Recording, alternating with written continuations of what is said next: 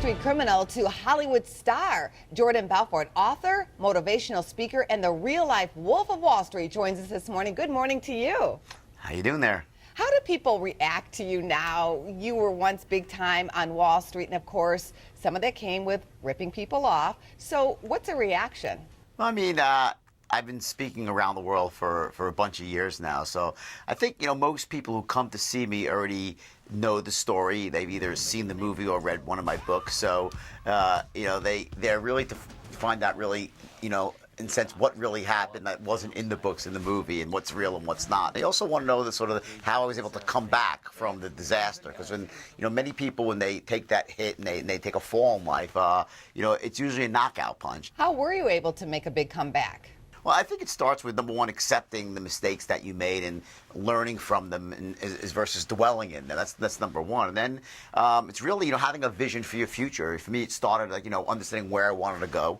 And then there were certain core strategies that I used that are part of a system that I teach people. And one of them is basically the influence and persuasion, the ability to market, and understanding how to grow a business.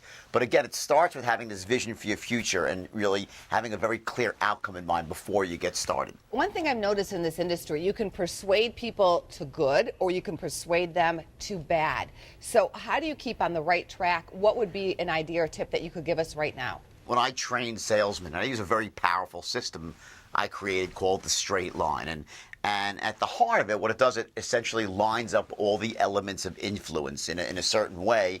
And it's very easy to learn and extremely powerful. Now, the core part of it that has to do with ethics and integrity is you never want to be using this to sell someone something they don't need that won't benefit them. So the idea is to not take that first step over the line and to understand that success and ethics, they're not mutually exclusive. You can have both. You can become wildly successful, not sacrifice your ethics, and that's how I live my life today. I'm doing really well again, and more successful than ever, because this time the success is real. How well are you doing? What's your net worth?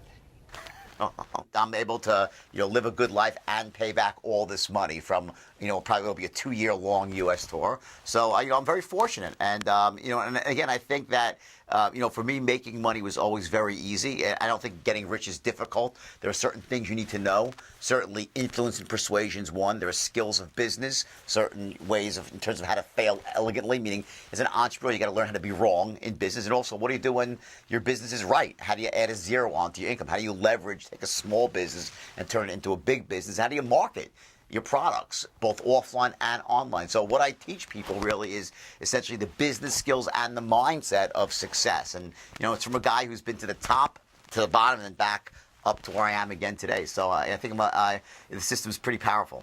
Jordan Belfort, thank you. My pleasure.